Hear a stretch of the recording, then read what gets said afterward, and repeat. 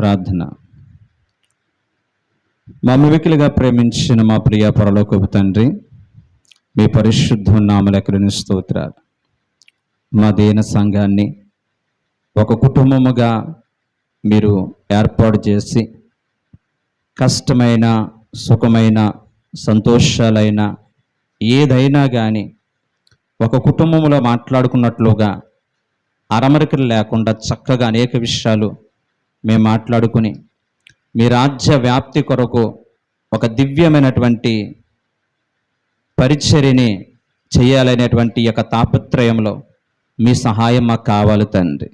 అలాగే మేమందరము కూడా మీరు మాకు ఇచ్చినటువంటి ఆ వాక్యపు అనుభవాలని కొంతమందితో అయినా కానీ పంచుకోవాలని ఉద్దేశంతో చిన్నగా ప్రారంభించబడినటువంటి ఈ యొక్క యూట్యూబ్ పరిచర్య ద్వారా కూడా ఎందరైతే వాక్యం వింటున్నారో వారందరూ కూడా అయ్యా గొప్ప ఆదరణ, నెమ్మది, ఓదార్పు కలిగినట్లుగా కృప చూపించిన ఆయన అచ్చల్పు నన్ను మీ సులువు చోటును మరుగుపరుచుకోమని, మీరే నాలో ఉండి నీ ప్రజలతో మాట్లాడమని యేసు నామమున బట్టి అడుగుచున్నాం తండ్రి, ఆమేన్. రైట్, విలువైనటువంటి మాటలు మనం వినబోతున్నాం. అపోస్తలుల కార్యములు 1వ అధ్యాయం మొదలుకొని చివరి అధ్యాయం వరకు కూడా మనము దేవుని వాక్యములో దాగి ఉన్నటువంటి శ్రేష్టమైన విషయాల గురించి మనం వినబోతున్నాం. యేసుక్రీస్తు ప్రభువారు సర్వమానవాళి యొక్క పాపరిహారార్థముగా ఆయన ఈ లోకానికి వచ్చి కలువరి శిలువలో ప్రాణం పెట్టి మరణించి సమాధి చేయబడి మృత్యుంజయుడుగా పునరుద్ధానుడుగా ఆయన మరణాన్ని జయించి తిరిగి లేచారు. అలా తిరిగి లేచిన తర్వాత ఇంచుమించుగా 40 దినాల పాటు అనేక మందికి అగుపడి అనేక మంది ప్రజలు చూస్తుండగానే ఆయన పరలోకానికి ఆరోహణమయ్యారు. ఆయన పరలోకానికి ఆరోహణమైన అనంతరం శిష్యులతో పాటున్న కొంతమంది ఇంచుమించుగా 120 మంది మేడ గదిలోకి వెళ్ళి వారు కనిపెట్టి ప్రార్థన చేస్తూ ఉన్నారు. అలా కనిపెట్టి ప్రార్థన చేస్తున్నటువంటి ఆ క్రమంలో వారందరూ కూడా ఒక నూతనమైన అనుభూతిని వాళ్ళు పొందుకున్నారు. అదే మాటలు అపోస్తలుల కార్యములు, ఈ అపోస్తలుల కార్యాల గ్రంథాన్ని డాక్టర్ లోకా గారు రాసినట్లుగా చరిత్ర చెప్పబడుతూ ఉంది. ఆయన స్వయంగా చూసినటువంటి అనేక విషయాలు ఈ అపోస్తలుల కార్యములో ప్రస్తావించడం జరిగింది. 2వ అధ్యాయము 1వ వచనములో పెంతెకొస్తు పండుగను దినము వచ్చినప్పుడు అందరూ ఒక చోట కూడియుండిరి. అప్పుడు వేగముగా వీచు బలమైన గాలి వంటి ఒక ధ్వని ఆకాశము నుండి అకస్మాత్తుగా వారి కూర్చున్న ఇల్లంతయు నిండెను. మరియు అగ్ని జ్వాలల వంటి నాలుకలు విభాగించబడినట్లుగా వారి కనబడి వారిలో ఒక్కొక్కరి మీద వ్రాలగా అందరూ పరిశుద్ధాత్మతో నిండిన వారై ఆ ఆత్మ వారికి వాక్శక్తి అనుగ్రహించే కొలది అన్య భాషలతో మాట్లాడసాగిరి. వీరు ఒక మేడగదిలో ఉండి కనిపెట్టి ప్రార్థన చేస్తున్నప్పుడు వారి మీదకి పరిశుద్ధాత్మ అనేటువంటి ఒక బలమైనటువంటి ఆత్మ తాకిడి వాళ్ళ మధ్యన సంచరిస్తూ ఉన్నప్పుడు వారందరూ కూడా ఆత్మాభిషేకమును కలిగి దేవుణ్ణి స్తుతించినట్లుగా అన్య భాషలతో మాట్లాడి ప్రభుని గణపరిచినట్లుగా మనం చూడగలుగుతున్నాం. ఈ విధముగా ప్రారంభించబడినటువంటి ఉజ్జీవంతో ప్రారంభించబడింది సంఘం. ఈ విధముగా ఉజ్జీవంతో ముందుకు వెళుతుంది సంఘం. అలాంటి పరిస్థితుల్లో సంఘం అంతా కూడా నానాటికి విస్తరిస్తుంది. నిజముగా వారు చేస్తున్నటువంటి పరిచర్య ద్వారా అనేక మంది ప్రభు సన్నిధికి చేర్చబడుతున్నారు.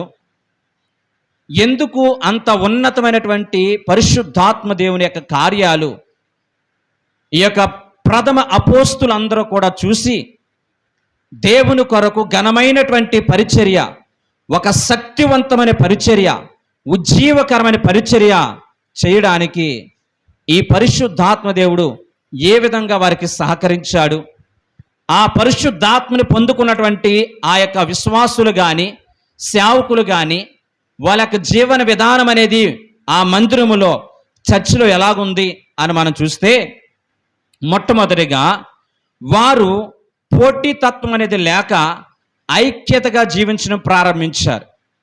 ప్రథమ సంఘము, ఆదిమ సంఘము, పరిశుద్ధాత్ముడు అభిషేకించబడినటువంటి సంఘము, వారందరూ కూడా భేదాభిప్రాయాలు లేకుండా, కుల వ్యవస్థ అనేది లేకుండా, ప్రాంతీయ వ్యవస్థ అనేది లేకుండా, తెల్లోళ్ళు నల్లోళ్ళు అనే భావం లేకుండా అందరూ కూడా ఏక మనస్సు గలవారై పోటీతత్వం అనేది లేకుండా ఐక్యతగా జీవించారు పరిశుద్ధాత్మ చేత నింపబడిన తర్వాత. రెండవదిగా మనం చూసినట్లయితే అపోస్తుల కార్యం 2వ అధ్యాయం 14వ వచనంలో దేవుని కొరకు వారు ధైర్యంగా నిలిచిరి. ఎంత ధైర్యంగా నిలిచారంటే, పరిశుద్ధాత్మని పొందుకోకముందు ఈ యొక్క శిష్యులు అనేక మంది యూదులకు భయపడి వీళ్ళ తలుపులు వేసుకుని భయపడినటువంటి ఈ పిరికి వారిగా ఉన్న వీళ్ళు ఈ రోజున దేవుని కొరకు ధైర్యంగా సాక్ష్యం చెప్పడమే కాకుండా, ఇదిగో మీరు జీవాధిపతి అయినటువంటి యేసు ప్రభువాన్ని చంపితిరి, దేవుడు ఆయనని మృతుల్లో నుంచి తిరిగి సజీవుడిగా లేపాడు అని చెప్పి సవాలు చేసి ధైర్యంగా మాట్లాడినటువంటి పరిస్థితి ఇక్కడ మనకు కనిపిస్తుంది. ఇక మూడవదిగా మనం చూసినట్లయితే, మూడవదిగా కల్తీ లేని సువార్త. ప్రథమ ఆదిమ సంఘం అంతా కూడా ఎలా ప్రకటించేవారంటే, అనేక ప్రాంతాలకు వెళ్ళి దేవుని యొక్క సువార్తని, దేవుని యొక్క మంచి వార్తని అనేక మందికి ప్రకటించినప్పుడు కల్తీ లేని బోధ, వాళ్ళు ప్రకటించే బోధలో కల్పితాలు లేని బోధ, వాళ్ళు ప్రకటించేటువంటి బోధలో వాళ్ళ స్వయంకృతమైనటువంటి ఆలోచనలతో వాళ్ళ యొక్క స్వార్థం కొరకు ఆ విధంగా వాక్యాన్ని మలిచి చెప్పేటువంటి పరిస్థితులు లేకుండా కల్తీ లేని బోధ చేసిన కారణాన్ని బట్టి అపోస్తులైన పేతురు గారు వాక్యం ప్రకటిస్తూ ఉంటుంటే ఇంచుమించుగా 3,000 మంది వాళ్ళ హృదయాలు నొచ్చుకుని, వాళ్ళ హృదయాల్లో దేవుని వాక్యము ద్వారా పశ్చాత్తాపడి వెంటనే, అయ్యా మేము ఏమి చేయాలి ఇప్పుడు? చూడండి ఆ మాట, మేము ఇప్పుడు ఏం చేయాలి అని అడుగుతారు. చూడండి 32వ అధ్యాయము 37వ వచనం. వారు ఈ మాటలు విని హృదయంలో నొచ్చుకుని, సహోదరులారా మేము ఏమి చేతమని పేతురుని కడమ అపోస్తున్నడగా, పేతురు మీరు మారు మనసు పొంది పాప క్షమాపణ నిమిత్తము ప్రతి వాడును యేసుక్రీస్తు నామమున బాప్తిస్మము పొందండి, అప్పుడు మీరు పరిశుద్ధాత్మన వరమును పొందుదురు అని చెప్పినప్పుడు, ఈ కల్తీ లేనటువంటి స్వార్థ, దేవుని రాజ్యం గూర్చిన వార్త, పాప క్షమాపణ గూర్చిన వార్త అనేక మంది విని వాళ్ళ హృదయాలు నొచ్చుకుని ఇంచుమించుగా 3,000 మంది బాప్తిసం పొందారంటే అండి. ఆ తర్వాత కాలం 5,000 మంది. ఈ విధముగా పరిచర్య అనేది శాఖోపశాఖలుగా విస్తరిస్తుంది. పరిశుద్ధాత్మ అగ్ని సంఘములో రగులుచు ఉంది. అందుకాబట్టి వీళ్ళు ఎడతెగక ప్రభువుతో సహవాసం చేశారంటండి. 2వ అధ్యాయము 42 నుంచి 46 వచనం వరకు చూస్తే వీళ్ళు ప్రభువుతో సహవాసము చేసిరి. పరిశుద్ధాత్మ నింపబడిన వీళ్ళు సేవా పరిచర్య విస్తరించబడుతున్న కొలది వీళ్ళందరూ కూడా దేవునితో చక్కని సహవాసములోను రొట్టు విరుచుటి యందును వీళ్ళందరూ కూడా దేవుని యొక్క పరిచర్యలో సాగుతున్నట్లుగా ఇక్కడ తెలియచేయబడుతుంది. అలాగే అపోస్తుల కార్యములు 2వ అధ్యాయము 45 నుంచి 46 వచనాలు మనం చూస్తే, వారు కలిగి ఉన్నదంతా కూడా అందరూ కూడా సమిష్టిగా పంచుకోవడమే కాకుండా ఒకరి అవసరాలు ఒకరు తీర్చుకోవడానికి, ఒకరు అక్కర్లు ఒకరు తీర్చుకోవడానికి సంఘములో ఒక నవనూతనమైనటువంటి ఆ ప్రేమ గల హృదయాన్ని వాళ్ళు కలిగి ఉన్నారు. నాది నా సొంతం, నేను నా పిల్లలు, నేను నా కుటుంబము, నేను నా వంశం అనేటువంటి విషయాలు కాకుండా సంఘములో ఎవరైనా అక్కర్లు కలిగి ఉన్నారా, సమృద్ధి కలిగిన వాడు తీసుకువెళ్ళి వాళ్ళ అక్కర్లు తీర్చిన పరిస్థితి. ఇలాంటి ఉన్నతమైనటువంటి అనుభవాలు కలిగిన ఏ సంఘమైనా కానీ నానాటికి ఆదిమ సంఘములాగానే విస్తరిస్తబడుతుంది అనే దానికి ఏమాత్రం సందేహం లేదు. ఇంకా మనం చూసినట్లయితే దేవుని కొరకు ఈ యొక్క అపోస్తులు ప్రథమ సంఘము అనేక దేవుని కొరకు గొప్ప కార్యాలు చేసినట్లుగా బైబిల్ గ్రంథంలో 2వ అధ్యాయము 43వ వచనంలో చెప్పబడుతూ ఉంది. అంతేకాకుండా వీరు దేవుని కొరకు హింసలు పడ్డారు, అవమానాలు భరించారు, వీటన్నిటినీ కూడా సంతోషంగా వారు భరించారు అని చెప్పి అపోస్తుల కార్యములు 5వ అధ్యాయము 41వ వచనంలో చెప్పబడుతుంది. ఇలా చెప్పుకుంటూ పోతే అనేకమైనటువంటి శ్రేష్టమైనటువంటి లక్షణాలు కలిగి పరిశుద్ధాత్మ దేవుడు నడిపిస్తున్నట్లుగా ఆ సంఘములో చక్కని ఐక్యత కలిగి, ప్రేమ కలిగి, పాప క్షమాపణ నిమిత్తమై పశ్చాత్తాపం కూడా ప్రార్థనలు చేస్తూ సహవాసంలో అందరూ ఒక ఐక్యతగా ఉన్న కారణాన్ని బట్టి ఈ వార్త అనేక మంది తెలిసి, అనేక మంది వీటిని గూర్చి విని దేవుని భయము కలిగి అనేక మంది ప్రభు దగ్గరికి సంఘములో చేర్చబడిరి అని ఉంటుంది. 43వ వచనం, 2వ అధ్యాయం 43వ వచనం.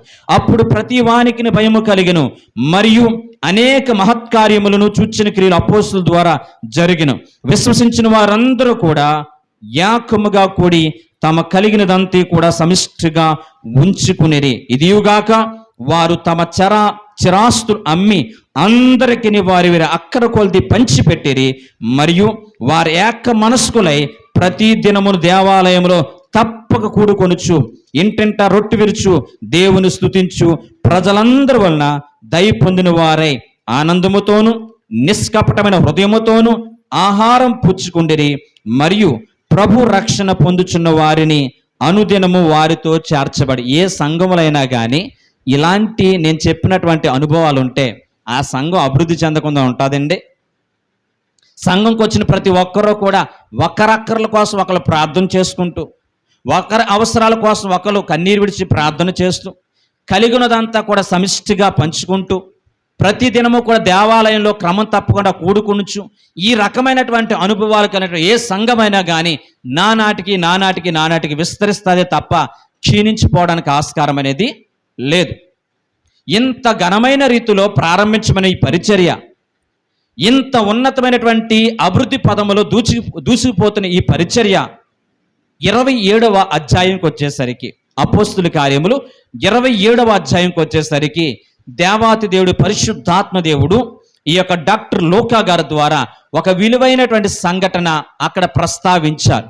ఆ సంఘటన చరిత్రలో జరిగినటువంటి యథావిధిగా జరిగిన సంఘటన చెప్తే అంత ప్రత్యేకంగా క్షుణ్ణంగా 27వ అధ్యాయంలో వాడ మునిగిపోయినటువంటి వార్తని అంత విపులంగా రాసేవాడు కాదు పరిశుద్ధాత్మ దేవుడు.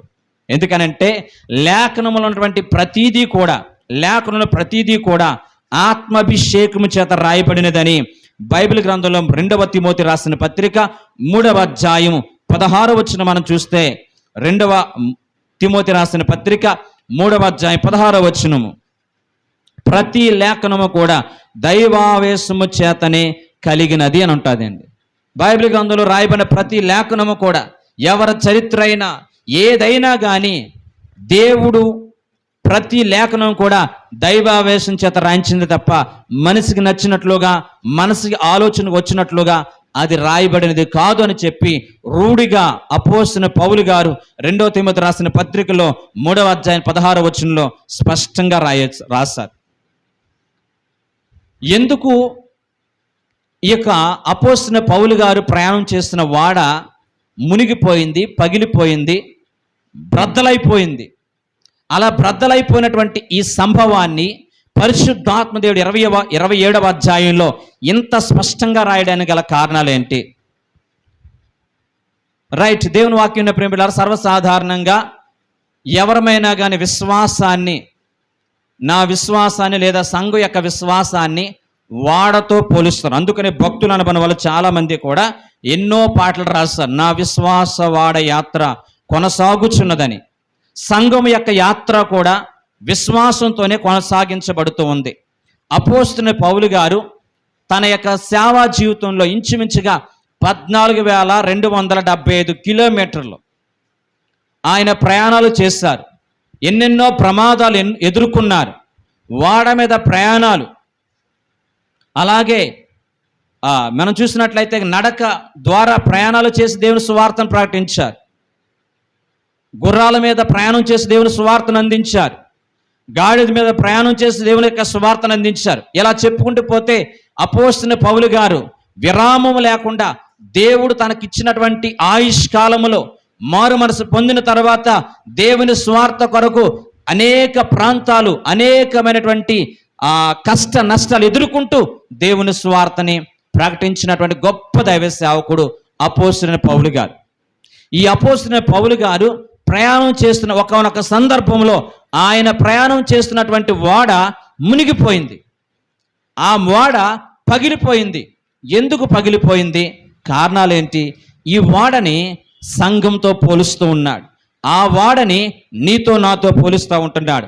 ఒకవేళ ఆ ఓడ కూలిపోవడానికి దారి తీసినటువంటి పరిస్థితులు మన జీవితంలో ఉన్నట్లయితే ఈ యొక్క మధ్యాహ్న కాల సమయంలో మనం కూడా మన స్వపరీక్ష చేసుకోవడానికి ప్రయత్నం చేద్దాం. దయచేసి ఓడని ఎందుకు, సంఘాన్ని లేకపోతే చర్చిని ఓడతో ఎందుకు పోలుస్తారంటే, ఓడని లాటిన్ భాషలో, చర్చిని లాటిన్ భాషలో మనం చూసినట్లయితే నావిల్ అనేటువంటి మాట వస్తూ ఉంటుంది. అంటే నావిల్ అనే మాటకు అర్థం ఏంటో తెలుసా? సర్వసాధారణంగా క్రైస్తవ మందిరాలు, దేవుని యొక్క మందిరాలన్నీ కూడా కలిగి ఉన్నటువంటి నడిమి భాగాన్ని అంటే మధ్య భాగం అంతా కూడా ఓడలా కనిపిస్తుంది. చాలా పూర్వకాలంలో కట్టినటువంటి చర్చిలు, ఏదైనా చర్చ్ తీసుకోండి, మన మెదకులో ఉన్నటువంటి చర్చ్ తీసుకోండి, దూరం నుంచి చూసారనుకోండి, అది ఎలా ఉంటుందంటే ఓడలాగా ఉంటుంది. ఓడ ఏ విధంగా ఉంటుందో ఆ విధంగానే ఉంటుంది. అందరూ చూసారు కదండి, ఓడ ఎలాగైతే ఉంటుందో అలాగే ఉంటుంది ఏది, చర్చి. ఆ విధంగా కట్టేవారు. కాబట్టి ఓడకిని అలాగే చర్చికిని దగ్గర పోలికలు ఉంటాయి. విశ్వాసకిని వాడకిని దగ్గర పోలికలు ఉంటాయి. అంటే విశ్వాసులైన మనం కానీ చర్చి కానీ ఎలా ఉండాలి అని మనం చూస్తే విశ్వాసంతో ముందుకు సాగిపోవాలి. వాడ యొక్క నాయకుడు వాడని ఎక్కడ నడుపుతాడంటే సముద్రం నడుపుతాడు. ఆయన ప్రయాణం చేసినప్పుడు ఆయనకు ఒక ఆలోచన ఉంటుంది, నా గమ్యస్థానానికి చేరాలి అంటే నేను ప్రయాణం చేస్తున్నటువంటి ఈ నెల టైంలోనో 2 నెలల టైంలోనో సముద్రం మధ్యకి వెళ్ళేసరికి భయంకర తుఫాన్లు రావచ్చు, అయినా ఎదుర్కోవాలి. అలలు కొట్టవచ్చు, అయినా కానీ నా గమ్యస్థానం చేరుతాను అనే విశ్వాసముతో ఈ ఓడ నావికుడు ఆ ఓడను ఏ విధంగా విశ్వాసంతో ముందుకు తీసుకువెళ్తూ ఉంటాడో, అలాగే సంఘములో ఉన్న మనం అందరము కూడా, విశ్వాసులుగా మనం అందరము కూడా ఈ లోకమనే సముద్రంలో మన విశ్వాస ఓడ ప్రయాణం సాగుతూ ఉన్నప్పుడు కొన్నిసార్లు అనేక తుఫాన్లు వస్తూ ఉంటాయి, కొన్నిసార్లు అలలు మనల్ని కొడతా ఉంటాయి. అయినప్పటికీ కూడా మనము బెదరక, మనము విశ్వాసంలో సన్నగిలిపోక ఆ యొక్క తుఫానుకి ఎదురు వెళ్ళేటువంటి వాడగానే ఉండాలి తప్ప ఎదురు వెళ్లకుండా గాలి వైపు కొట్టుకుని పోయి ముక్కలైపోయేటువంటి వాడలాగా మన విశ్వాస వాడగాని మన చర్చి కానీ ఉండకుండా దేవుడు సహాయం చేయాలని నా ప్రార్థన. ఈ యొక్క అపోస్తలుడైనటువంటి పౌలు గారు ప్రయాణం చేస్తున్నటువంటి ఈ యొక్క ఓడ పగిలిపోవడానికి లేదా ముక్కలైపోవడానికి అందులో ఉన్నటువంటి చాలా విషయాలు అక్కడ ప్రస్తావించబడినాయి. అందులో అక్కడున్న వస్తువులు కావచ్చు, లేదా అక్కడున్నటువంటి వ్యక్తులు కావచ్చు, అక్కడున్నటువంటి ప్రదేశాలు కావచ్చు, అక్కడున్న ప్రాంతాలు కావచ్చు, అనేక విషయాలు ఇక్కడ ఈ ఓడ ప్రయాణం పగిలిపోవడానికి దారి తీసినటువంటి సంఘటనలు చాలా ఉన్నాయి. వాటన్నిటిని గూర్చి వివరించడానికి సమయం లేదు, కానీ కొంతమంది వ్యక్తులను గూర్చి, కొన్ని స్థలాల గురించి, కొన్ని ప్రాంతాల గురించి నేను ప్రకటించి నేను ముందుకు వెళ్ళే ప్రయత్నం చేస్తాను. అందరూ కూడా వాక్యానికి ఏకీభవించండి. వాక్యాన్ని శ్రద్ధగా ఆలకిస్తూ ఆ వాడ, అపోస్తలుడైన పౌలు గారు ప్రయాణం చేస్తున్న వాడ ఏ విధంగా పగిలిపోతూ ఉందో, ఈ రోజున ప్రపంచంలో అనేకమైనటువంటి సంఘాలు కావచ్చు, అనేక మంది విశ్వాసులు కావచ్చు, దేవుని కొరకు బలమైనటువంటి పాత్రలుగా ఉన్న అనేక మంది ఈ రోజున విశ్వాస వాడ యాత్రలో పగిలిపోయి చివరికి గమ్యస్థానమైనటువంటి దేవుని రాజ్యాన్ని చేరుకోలేక ఈ లోకములో ఒక భయంకరమైనటువంటి పరిస్థితుల్లో వాళ్ళ జీవితాన్ని ముగించుకుంటున్న పరిస్థితి మనం చూస్తూ ఉంటున్నాం. కాబట్టి అలాంటి పరిస్థితి మనకు వండుకున్నట్లుగా ప్రతి ఒక్కరము కూడా ఈ యొక్క ఉదయకాల సమయంలో, ఈ మధ్యాహ్న కాల సమయంలో కొన్ని మాటల్ని, అక్కడ దారి తీసినటువంటి పరిస్థితుల్ని మనం జ్ఞాపకం చేసుకుందాం. దయచేసి ఆ అపోస్తుల కార్యాలు 27వ అధ్యాయము 2వ వచనాన్ని మనం చూద్దాం. 2వ వచనం, అపోస్తుల కార్యములు 27వ అధ్యాయము 2వ వచనం.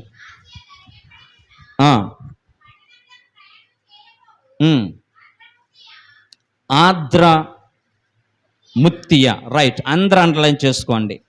వాళ్ళు ప్రయాణమైనటువంటి వాడ ఏ పట్టణం నుంచి బయలుదేరిందంటే, అపోస్తుల పౌలు గారిని వారు సువార్త ప్రకటిస్తున్నారనేటువంటి కారణాన్ని బట్టి ఆయన్ని ఒక దోషిగా ఎంచి ఆయన తీసుకెళ్లి జైల్లో పెట్టడానికి రోమా అనేటువంటి పట్టణానికి ఓడలో తీసుకువెళ్తున్నారు.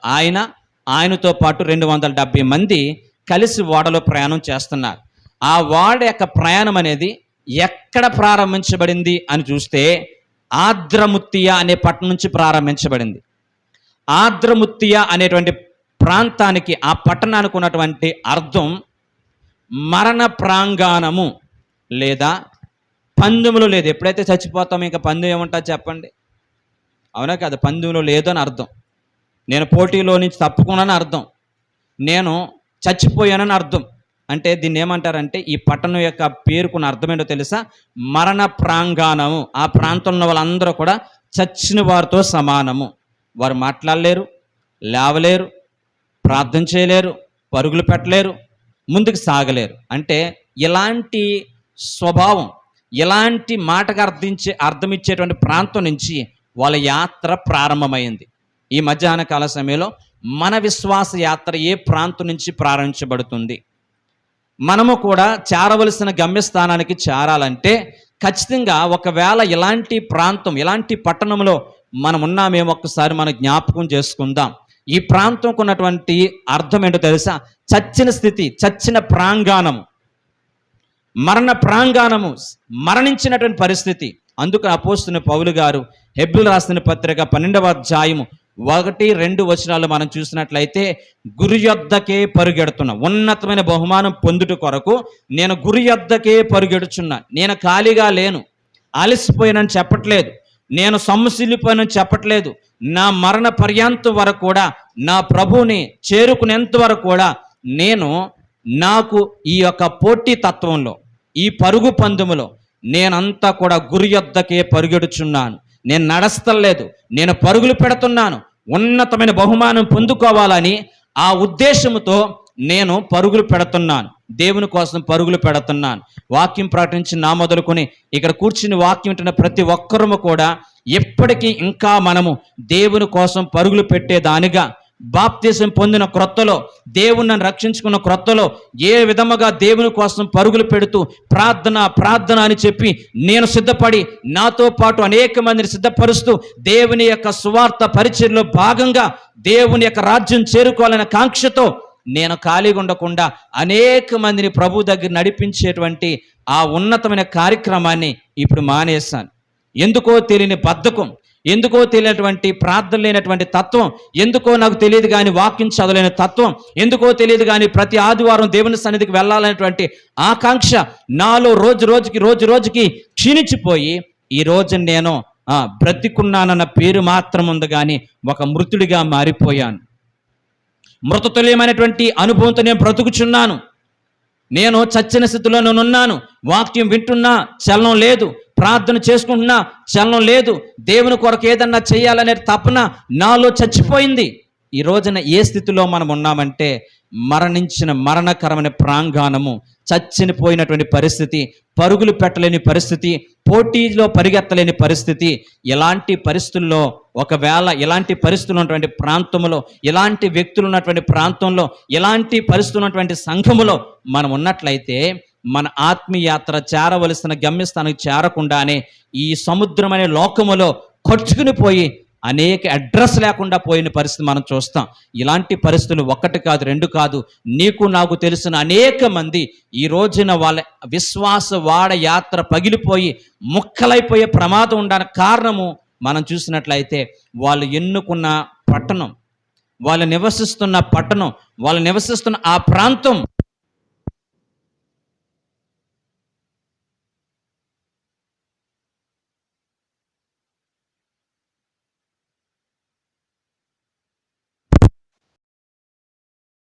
ప్రజల్ని మనం చూస్తూ ఉంటున్నప్పుడు అనేక మంది దేవుని కోసం ఒక వెలుగు వెలిగి దేవుని కోసం చక్కని వైరాగ్యం కలిగినటువంటి అనేక మంది ఈ రోజున ప్రభుని విడిచిపెట్టి విశ్వాస వాళ్ళ యాత్రని ముక్కలైపోయి సముద్రంలో ఎటుపోతున్నారో తెలియక కొట్టుకుని పోతున్నటువంటి అనేక మంది విశ్వాసులు చూసినప్పుడు మనకు భయం రావాలి. ప్రతి ఒక్కరూ కూడా తెలుసుకోవాలి ఈ పరిస్థితి రావడానికి కారణము వాళ్ళు ఎన్నుకున్నటువంటి ప్రాంతము చనిపోయినటువంటి ప్రాంతం. ఎవరైనా కానీ చనిపోతే చచ్చిపోయినటువంటి వ్యక్తికి ఏ రకమైన చలనం ఉండదు. తిట్టినా మాట్లాడు, కొట్టినా మాట్లాడు, ఐస్ పెట్టినా మాట్లాడు, వేడి నీళ్ళు పోసినా మాట్లాడు, తాగుతున్న నీళ్లు పోసినా మాట్లాడు. ఆ విధంగా మనమందరము కూడా ఆ రకమైన అనుభవంతో కాకుండా ఎప్పటికప్పుడు హృదయంలో ప్రభు యొక్క రాజ్యం చేరేటట్లుగా మేము విశ్వాస యాత్రలో మేము ముందుకు సాగాలి అనేటువంటి ఒక పోటీ తత్వం, ఉన్నతమైన బహుమానం నా కొరకు పరలోకంలో రాజ్యంలో దాచబడింది అనేటువంటి విశ్వాసంతో దేవుని కోసం అడుగులు వేసే కృప పరిశుద్ధాత్మ మనకు అనుగ్రహించును గాక. రైట్. రెండవదిగా మనం చూసినట్లయితే చాలా మంది పరుగెట్టడం మానేసి అలసిపోయామని చెప్పేసి లోకంతో రాజీ పడిపోయి సుఖభోగాలని కోరుకుని దేవుని కోసం చాలామంది పరుగెట్టలేకపోతున్నారు. అవునా కాదండి? లోకంతో రాజీ పడిపోయి ఇది చాలు అనేటువంటి సుఖవంతమైనటువంటి జీవితానికి అలవాటు పడిపోయి ప్రార్థన లేకుండా, దేవుని పరిచర్యకు వెళ్లకుండా, దేవుని సన్నిధిలోకి ఉండకుండా, ఉపవాసాలు ఉండకుండా మన యొక్క ఆత్మీయ జీవితాన్ని ముందుకు సాగించుకోవడం అనేది కష్టతరమైన విషయాన్ని గమనిద్దాం. ఇక రెండోదిగా మనం చూసినట్లయితే రెండవ మాట 27వ అధ్యాయము, అపోస్తుల కార్యం 27వ అధ్యాయము 2వ వచనం మనం చూసినట్లయితే అక్కడ ఒక వ్యక్తి కనిపిస్తాడు. అతను మాసిదోనియాలోని తెస్సలోనిక పట్టణస్థుడైన అరిస్టార్కు మాతో కూడా ఉండెను. Praise the Lord, hallelujah. Right. ఇందాక పట్టణం కోసం చెప్పాను, ఇప్పుడు వ్యక్తి కోసం చెప్తున్నా. ఆ వ్యక్తి పేరు అరిస్టార్క్. అరిస్టార్క్ అనే మాటకు అర్థము ఉత్తమ పాలకుడు, మంచి పాలకుడు, ఉత్తమ పాలకుడు. ఈ రోజున మనల్ని పాలించేటువంటి పాలకుడు ఉత్తమమైన పాలన అందించకపోతే మనం ఏ విధంగా ప్రమాదాలు గుండా, ఏ విధంగా అనేక నష్టాల గుండా మనము నడవలసిన పరిస్థితి వస్తుందో, అలాగే సంఘంలో ఉన్నటువంటి ప్రతి ఒక్కరము కూడా, సేవకుడైనా విశ్వాసులైనా ప్రతి ఒక్కరము కూడా ఈ ఉదయకాల మధ్యాహ్న కాలం కోరుకోవలసింది, నన్ను పాలించేటువంటి పాలకుడు, నా కుటుంబాన్ని పాలించేటువంటి పాలకుడు, నా సంఘాన్ని పాలించేటువంటి పాలకుడు ఖచ్చితంగా పరిశుద్ధాత్మ దేవుడై ఉండాలి. పరిశుద్ధాత్మ దేవుడు ఏ విధంగా మమ్మల్ని నడిపిస్తే, పరిశుద్ధాత్మ దేవుడు మా సంఘమును ఏ విధంగా నడిపిస్తే, ఆయన యొక్క మాటకి, ఆయన చెప్పినటువంటి ప్రతి మాటకి మేము శిరస వహించి ఆయన మాటకి విధేయత చూపించి మా జీవితాలు ముందుకు నడిపించుకుంటాము అనే ఆలోచన సంఘంకి వచ్చిన వారికి కానీ సేవకుడికి కానీ లేకపోతే ఈ ఆత్మీయాత్ర అనేది ముగింపు పలికేటువంటి ఆత్మీయాత్ర అనేది ఈ లోకములో మునిగిపోయేటువంటి ప్రమాదం అనేది ఉన్నదని పరిశుద్ధాత్మ దేవుడు ఈ మధ్యాహ్న కాల సమయాన్ని హెచ్చరిస్తున్నాడు. పరిశుద్ధాత్మ దేవుడు ఒక సంఘములో ఉంటే ఆ సంఘంకు ఉండేటువంటి లక్షణాలు, ఆ సంఘంలో విశ్వాసం ఉండే లక్షణాలు ఎంత గొప్పగా ఉంటాయో మనం గత 2వ అధ్యాయంలో మనం చాలా విషయాలు విన్నాం. ఇప్పుడు ఈ రోమాలో సంఘములో ఉన్నటువంటి అనేక మందికి పరిశుద్ధాత్మ దేవుని యొక్క నడిపింపు అనేది తగ్గిపోయి అనేక మంది పాలకులు, లోకంలో ఉన్నటువంటి అనేక మంది పాలకులు ఈ యొక్క పరిచర్యలో పాలు పంచుకొని వారికి నచ్చినట్లుగా వాళ్ళ స్వార్థం కొరకు, వారి అధికారాన్ని చలాయించడం కోసం అధికార కాంక్షతో పరిశుద్ధాత్మ దేవుడు నడిపిస్తున్నట్లుగా వాళ్ళ నిర్ణయాలు తీసుకోకుండా సంఘంలో ఉన్నటువంటి అనేక మంది వాళ్ళ యొక్క రాజకీయ స్వార్థం కోసం, వారి రాజకీయ సౌలభ్యం కోసం కొన్ని నియమ నిబంధనలు ఏర్పరుచుకుని ఇవే కరెక్టు, ఇవే నిజమైనవి అని చెప్పి మనుషులు వాళ్ళకి నచ్చినటువంటి మార్గాల గుండా సంఘాలు నడిపించేటువంటి క్రమంలో ఈ యొక్క వాడ కూలిపోయిందనడానికి ఏమాత్రం సందేహం లేదు. అరిస్టార్క్ అనేటువంటి ఆయన ఉత్తమమైన పాలకుడు. ఈ ఉత్తముడే పాలకుడైనటువంటి ఈయన్ని అదే వాడలు ఉంచుకుని అక్కడ ఉన్నటువంటి అనేక మంది, అయ్యా అపోస్తలుడైన పౌలు గారు బ్రతిమాలుకున్నాడు, అయ్యా నేను స్వార్థంతో చెప్పట్లేదు, నా వ్యక్తిగత అవసరం కోసం తీసుకోవడానికి నేను ఇలా చెప్పట్లేదు, నాకెందుకో పరిశుద్ధాత్మ దేవుడు నన్ను ప్రేరేపిస్తున్నాడు. ఈ వాడ ప్రయాణం అనేది అంత క్షేమకరమైనది కాదు. ఈ వాడ ప్రయాణం బట్టి మనం గమ్యస్థానం చేరతామో లేదని చెప్పి నా మనసుకి ఎందుకో తోచుతుంది, దయచేసి ఈ వాడ ప్రయాణం ఆపేద్దాం అని చెప్తే, అక్కడున్నటువంటి వాడ నావికుడు, అక్కడున్నటువంటి వాడ యజమాని వాళ్ళిద్దరూ కూడా మాట్లాడుకుని, వీడి చెప్తే మనం వినాలా, వీడి మాటలు మనం వినాలా అని చెప్పి అపోస్తలుడైన పౌలు గారు చెప్పినటువంటి ఆ సలహాని త్రోసిపుచ్చేశారు. ఆ సలహాని పెడచెవిని పెట్టారు. ఈ ఉదయకాల సమయంలో దేవుని వాక్యాన్ని ప్రేమిలో ఇప్పటికే పరిశుద్ధాత్మ దేవుడు లేదా మన శ్రేయభిలాషులు నీ కొరకు అనుదినము ప్రార్థన చేసి అనేక మంది చెప్పినటువంటి సలహాలు కొన్నిసార్లు మన కష్టతరంగా ఉంటాయి. కొన్నిసార్లు మనకు అది ఎలా అనిపిస్తుంది అంటే పాస్టర్ తన స్వార్థం కోసం మాట్లాడుతున్నట్లుగా ఉండొచ్చు. కొన్ని సందర్భాలలో పరిశుద్ధాత్మ దేవుడు సేవకుల ద్వారా మాట్లాడుతున్న విషయాలు ఇవి నిజముగా మన కొరకు కాదు, ఇవి ఆయన స్వార్థం కోసం చెప్తున్నాడు అని చెప్పి పెడచెవిని పెట్టిన సంఘాలు ఈ రోజున అనేక సంఘాలు కూలిపోతున్న పరిస్థితి మనం చూస్తూ ఉంటున్నాం. ఈ అరిస్టార్క్ అనేటువంటి ఉత్తమ పాలకుడు ఆ ఓడలో ఉన్నప్పటికీ కూడా ఆయనకి మాట్లాడే ఒక్క అవకాశం కూడా ఇవ్వలేదు. ఈ రోజున చాలా సంఘాలలో, చాలా కుటుంబాలలో పరిశుద్ధాత్మదేవుని యొక్క ఆ గొంతు నొక్కివేసి పరిశుద్ధాత్మదేవుడు ఇచ్చేటువంటి అవకాశం, పరిశుద్ధాత్మదేవుడు మాట్లాడే అవకాశాన్ని ఇవ్వకుండా ఈ రోజున మనుషులే మాట్లాడేస్తూ, మనుషులకు నచ్చినట్లుగా మాట్లాడేస్తూ ఈ రోజున పరిచయం ముందుకు తీసుకెళ్లేటువంటి పరిస్థితుల్లో అనేక ప్రమాదాలు దారితీస్తున్నాయనడానికి ఏమాత్రం కూడా సందేహం లేదు. దయచేసి ఈ మధ్యాహ్న కాలం నుంచి మన జీవితాల్లో తీసుకునే ప్రతి నిర్ణయం, మన జీవితాల్లో ఉండేటువంటి ప్రతి నిర్ణయం, మన ఆత్మీయ యాత్రలో ఉండేటువంటి ప్రతి నిర్ణయం వెనకాల పరిశుద్ధాత్మ దేవుని యొక్క సలహాలని మనం తూచా తప్పకుండా పాటించడానికి దేవుడు సహాయం చేయనుగాక.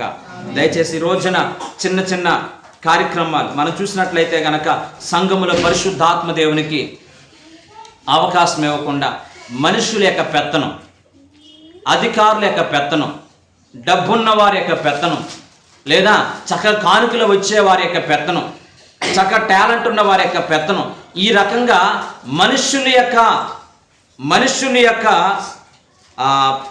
పాత్ర ఎక్కువ ఉండేటట్లుగా ఈ రోజున సంఘంలో ఉన్నటువంటి అనేక మంది సేవకులు కావచ్చు, విశ్వాసులు కావచ్చు, ఎవరి స్వార్థం కోసం వాళ్ళు ఈ రోజున నిర్ణయాలు తీసుకుని పరిశుద్ధాత్మ దేవుని యొక్క నడిపింపు అనేది లేకుండా ఉన్న కారణాన్ని బట్టి చాలా ప్రమాదాలని చవి చూస్తున్నటువంటి పరిస్థితి మనం చూస్తున్నాం. తర్వాత మనం చూసినట్లయితే ఒక వ్యక్తి పరిశుద్ధాత్మ దేవుడు చెప్పిన ఆలోచన ప్రకారంగా నడవట్లేదు అని చెప్పడానికి సూచనలు ఏమున్నాయి అని చూస్తే, మొట్టమొదటిది పరిశుద్ధాత్మ దేవుణ్ణి మన సంఘంలో కానీ మన వ్యక్తిగత కుటుంబంలో కానీ నిర్లక్ష్యం చేస్తే మొదటిది మన జీవితాలలో ఎన్ని ప్రార్థన చేసినా, ఎన్ని వాక్యాలు విన్నా నిరాశ నిస్పృహను ఎదుర్కొంటాం. రెండోదిగా మనం చూసినట్లయితే మన జీవితాల్లో పరిశుద్ధాత్మ దేవుడు గనక క్రియ జరిపించకపోతే నీకు నాకు కూడా కలిగినటువంటి పరిస్థితిని బట్టి తెలియనటువంటి ఒక అహంకారం అనేది వస్తుంది. నేను గొప్ప సేవకుణ్ణి, నాకు అందరూ లోబడాలి, నేను చాలా గొప్ప విశ్వాసిని, అందరూ నాకు విధేయత కలిగి ఉండాలి, నేను మంచి పాటకారిని, నేను మంచి వాక్చాతుర్యం గలవాడిని, నేను ఇది చేయగలను, నాకు చాలా టాలెంట్ ఉంది అని చెప్పి పరిశుద్ధాత్మ దేవుడు కనుక నీలో లేకపోతే, సంఘంలో లేకపోతే ఒక రకమైనటువంటి గర్వం, ఒక రకమైన అతిశయం అనేది సంఘంలో రావడానికి ఆస్కారం ఉంది. తర్వాత మనం చూసినట్లయితే అసూయ. ఏంటంటే అసూయ. పరిశుద్ధాత్మదేవుడు నీకు లేకపోతే, పరిశుద్ధాత్మదేవుడు నీలో పనిచేయకపోతే మన జీవితాల్లో వచ్చేది ఏంటో తెలుసా? అసూయ. ఈరోజు నీ గుండె లోతు నిండా కూడా ఎదుటి వారు చూసి అసూయ పడేటువంటి ఆ స్వభావంతో బ్రతుకుచున్నావంటే నీలో పరిశుద్ధాత్మదేవుడు లేనట్లు లెక్క. పరిశుద్ధాత్మదేవుడు ఒక మనిషి జీవితంలో ఉన్న అసూయని చంపేస్తాడు. తర్వాత మనం చూసినట్లయితే మొండితనం, చాలా మొండితనంగా బ్రతుకుతాం. పరిశుద్ధాత్మ దేవునికి అవకాశం ఇవ్వకపోతే ఉత్తమ పాలకుడికి పశ్చాత్తాపడాలనేటువంటి మనసు మన మనసులోకి రాకుండా దాన్ని వ్యతిరేకిస్తాం, ప్రతిఘటిస్తాం. పశ్చాత్తాపడాలనే మనసు నీకు ఉన్నా కానీ ఆ మనసు రాకుండా చేసేస్తాడు సాతానుడు. కాబట్టి పరిశుద్ధాత్మ దేవుడు నిజంగా పాపం గురించి, నీతిని గురించి, తీర్పును గురించి ఒప్పింపజేసేటువంటి పరిశుద్ధాత్మ దేవుడు మనల్ని పరిపాలించే పరిపాలకుడు ఉండడానికి దేవుడు సహాయం చేయను గాక. రైట్. ఇక మూడవ స్థలం గురించి నేను చెప్తాను. సీదోను. ఏంటండి? సీదోను అనేటువంటి ప్రాంతం కనిపిస్తుంది 2వ అధ్యాయంలోనే, 27వ అధ్యాయం 2వ వచనంలో సీదోను అనేటువంటి ఒక స్థలం కనిపిస్తుంది. ఈ సీదోను అనే మాటకు అర్థము ఎర్రను పట్టుకునుట, అంటే ఎర్ర వేసి పట్టుకునుట. దయచేసి ఈ రోజున సాతానుడు అనేక సంఘాలని, అనేక మంది విశ్వాసుల్ని, అనేక మంది సేవకుల్ని ఈ రోజున వాడు ఎర్రపట్టి ఒక చేపను పట్టడానికి ఏ విధంగా గాలం వేసి ఆ చేప అక్కడ ఉన్నటువంటి ఆ ఎర్రను చూసి తిందామని వచ్చినప్పుడు దాని వెనకాల ఉన్నటువంటి ఆ ముళ్ళు దానికి కనపడకుండా దాని ప్రాణాన్ని తీస్తూ ఉంటుందో అలాగే సాతానుడు కూడా ఎర్ర చూపించి ఈ రోజున అనేక మంది విశ్వాసుల్ని గుచ్చి లాగి వాడి బుట్టలో వేసుకుని విజయ ఆనందంతో వాడు గొంతులు వేస్తున్నాడనే మాట కూడా చక్కగా బైబిల్ గ్రంథంలో ప్రస్తావించబడింది. అంటే సాతానుడు ఎర్ర వేసి అనేక మంది విశ్వాసుల్ని, సంఘాలని పాడు చేసేటువంటి ప్రమాదంలో సంఘం ఉంది ఆ రోజుల్లో, ఆ వాడ ఉంది ఆ రోజుల్లో అని ఏ విధంగా ప్రస్తావించబడుతుందో దయచేసి మనం కూడా పొగడతలకి లేదా గర్వానికి లేదా అహంకారానికి ఏ విషయంలో నువ్వు పడిపోతావు, డబ్బుకి, తిండికి, దేని విషయంలో మనం పడిపోతామో ఆ ఎర్ర అనేది మనకు చూపించి ఆ సాతానుడు మనల్ని గుచ్చి లాగి విజయ గర్వంతో మనల్ని దేవునికి దూరం చేశాడు, పరిచయకు దూరం చేశాడు, సహవాసం దూరం చేశాడు అని చెప్పి విజయ ఆనందంతో నవ్వేటువంటి ప్రమాదం అనేది అక్కడ దాగి ఉంది. ఆ తర్వాత మనం చూసినట్లయితే కుప్ర అనేటువంటి ప్రాంతం. ఏ ప్రాంతం అండి? కుప్ర అనే ప్రాంతం కనిపిస్తుంది. కుప్ర అనే ప్రాంతానికి అర్థము పువ్వుల వికాసం అని అర్థం. ఏ వికాసం అండి? పువ్వుల యొక్క వికాసం అంటే వికాసవంతమైనటువంటి జీవితం, సౌందర్యవంతమైన జీవితం. ఈ రోజున మొదటి సంఘం, ఆదిమ సంఘము శ్రమలే జీవిత ఆశీర్వాదాలుగా భావించి వాళ్ళ సేవను ప్రారంభించారు. సువార్తలో కల్తీ బోధ లేకుండా వాళ్ళు పరిచయం ప్రారంభించారు. సంఘములో భేదాభిప్రాయాలు లేకుండా ఐక్యతగా బ్రతకడానికి ప్రయత్నం చేస్తారు. ఒకరి అవసరాలు ఒకరు తీర్చుకోవడానికి ఇష్టపడుతుండేవారు, ఒకరి సమస్యలకు ఒకరు ప్రార్థన చేయడానికి ఇష్టపడుతుండేవారు. మరి ఈ రోజున సంఘాల్లో అది చూడగలుగుతున్నామా? ఈ రోజున సంఘాల్లో అలాంటిది కరువైపోలేదా? నేను చెప్పిన ఏ మాట అయినా కానీ సంఘాల్లో ఉంటుందా? ఉండలేదు. ఎందుకని మనం చూస్తే ఈ రోజున దేవుని నమ్ముకున్న ప్రతి బిడ్డ కూడా ఏ విధంగా భావిస్తున్నారంటే పువ్వుల యొక్క వికాసము అనే మాటను ఎప్పుడు మనం నమ్ముతామంటే లోకంలో స్థిరపడ్డాం. దేవుని నమ్ముకున్నాం, మా పిల్లోడికి ఉద్యోగం వచ్చింది. దేవుని నమ్ముకున్నాం, మేము 5 ఎకరాల పొలం కొనుక్కున్నాం. దేవుని నమ్ముకున్నాం, ఒక బిల్డింగ్ కట్టుకున్నాం. దేవుని నమ్ముకున్నాం, ఒక వస్తు వాహనాలు కొనుక్కున్నాం. వీటిని బట్టి మేము వికాసవంతమైన జీవితం జీవిస్తున్నాం అని చెప్పుకున్నాడే తప్ప ప్రభువుని నమ్ముకున్న తర్వాత నా యొక్క జీవితంలో ఇంత ఆస్తిని ప్రభు కోసం ఖర్చు పెట్టాను, నేను ప్రభువుని నమ్ముకున్నాను, ప్రభు యొక్క సేవ నిమిత్తమై నా ఆస్తులు అమ్ముకున్నాను, నేను ప్రభువుని నమ్ముకున్నాను, ప్రభు నమ్ముకోవడం ద్వారా నా జీవితంలో అది కోల్పోయాను, ఉద్యోగం కోల్పోయాను. ఇలా ఈ రోజున మనిషి దేవుని నమ్ముకున్న విశ్వాసులు దేవుని కొరకు పువ్వుల్లాగా వికాసించడం అంటే గనక ఆశీర్వాదాలు, ఇహలోక సంబంధమైనటువంటి ఆస్తుల్ని సమకూర్చుకునే సంఘాన్ని, ఆస్తులు సంపాదించిన విశ్వాసులు మేము దేవుని కోసం మేము పువ్వుల్లాగా వికసిస్తున్నాం అని చెప్పి భ్రమపడుతున్నారు. కానీ ఆదిమ సంఘం మాత్రం దీనికి వ్యతిరేకం. ఆదిమ సంఘం మాత్రం దీనికి ప్రత్యేకమైనది. ఎలాగంటే వాళ్ళ జీవితాల్లో వాళ్ళు కలిగి ఉన్నవన్నీ కూడా అమ్ముకొని దేవుని పరిచయం చేయడానికి ఇష్టపడ్డారు. ఈ రోజున పరిశుద్ధాత్మదేవుడు నిన్ను నన్ను కూడా సూటిగా ప్రశ్న అడిగితే, నీ జీవితంలో ప్రభుని ఎందుకు నమ్ముకున్నావు, ఎలా దేవుని కోసం వికసిస్తున్నావంటే, నా బ్రతుకులో ఈ లోక సంబంధమైన వాటిని పొందుకోవడం కొరకు నేను ప్రభుని నమ్ముకున్నాను అనుకుంటే, మన జీవితంలో ఉన్నటువంటి విశ్వాస వాడ యాత్ర పగిలిపోయేటువంటి ప్రమాదంలో దాగి ఉంది అనే విషయాన్ని గమనించాను. అలా కాకుండా సాలలో పశువులు లేకపోయినా, చేను పైరు పండకపోయినా, ఒలీవ చెట్లు కాయలు కాయకపోయినా నేను ప్రభువుని బట్టి ఆనందిస్తాను అనే విశ్వాసులుగా మనం ఉండాలి.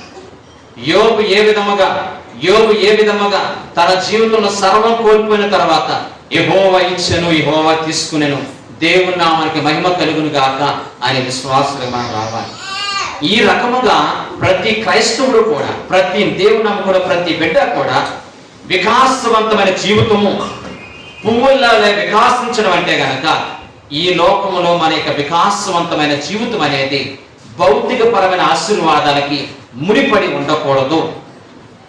మనం ఏమున్నా ఏమి లేకపోయినా ప్రభు కోసము వికసించేటువంటి పుష్పాల్లాగా మనం ఉండాలి.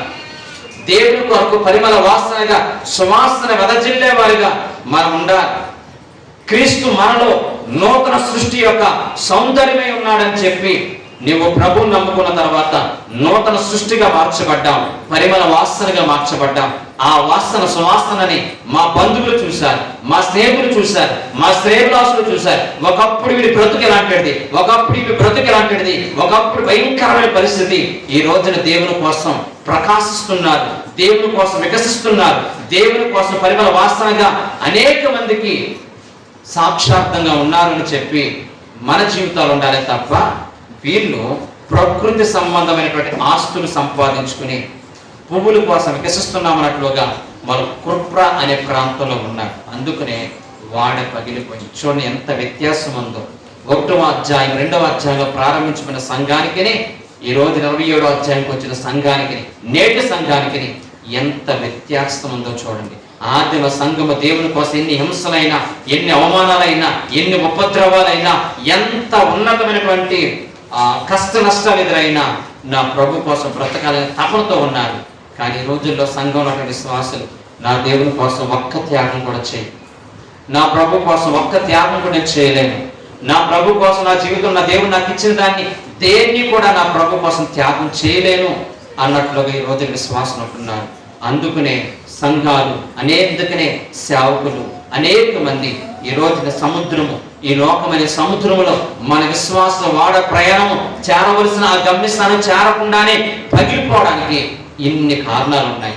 మరొక శ్రేష్టమైనటువంటి మాట నేను దేవుని చిత్తమైతే కనుక జస్ట్ స్టార్ట్ చేసి నేను వచ్చే వారం దీన్ని కంటిన్యూ చేస్తాను. అపోస్తలులకు 27వ అధ్యాయం 6వ వచనం.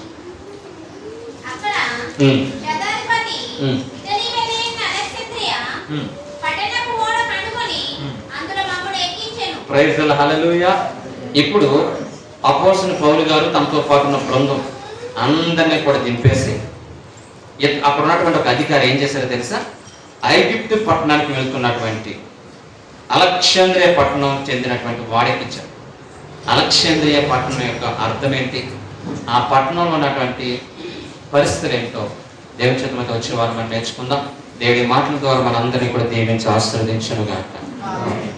మహాపరిశుద్ధుడైన ప్రేమ గల మా తండ్రి, ఒక వ్యక్తి యొక్క విశ్వాసపు వాడ పగిలిపోవడానికి కారణాలు అనేక సంఘాలు ఒక వెలుగు వెలిగి ఈ రోజున ఆరిపోయిన స్థితిలో ఉండడానికి కారణాలు ఏంటో అపోస్తలుల కార్యం 27వ అధ్యాయం నుంచి అనేకమైన వస్తువుల గురించి, అనేక పట్టణాల గురించి, అనేకమైన వ్యక్తుల గురించి మాకు మాట్లాడుతున్నారు. కానీ మాకు ఆ మాటలు అన్వయించుకొని మా విశ్వాస వాడే యాత్ర పగిలిపోకుండా నేను ఇచ్చే రాజ్యం పొందుకునేంత వరకు కూడా నీ కొరకు పరుగులు పెట్టాలనే మనసు మాకు అందరికీ దయచేయండి. దేవా, ఆదిమ సంఘంలో ఎంత మంచి లక్షణాలు ఉన్నాయి, కానీ అలాంటి లక్షణాలు మా సంఘంలో ఒక్క లక్షణమైన లేదు అని చెప్పడానికి ఏమాత్రం కూడా అయ్యా నా తండ్రి ప్రభువా సందేహం లేదు తండ్రి. దయచేసి ఆదిమ సంఘంలో అటువంటి ఐక్యత, ఆదిమ సంఘంలో అటువంటి ఆ ప్రేమ, ఆదిమ సంఘంలో అటువంటి నీ కొరకు సమర్పణ మాకు కూడా కలిగి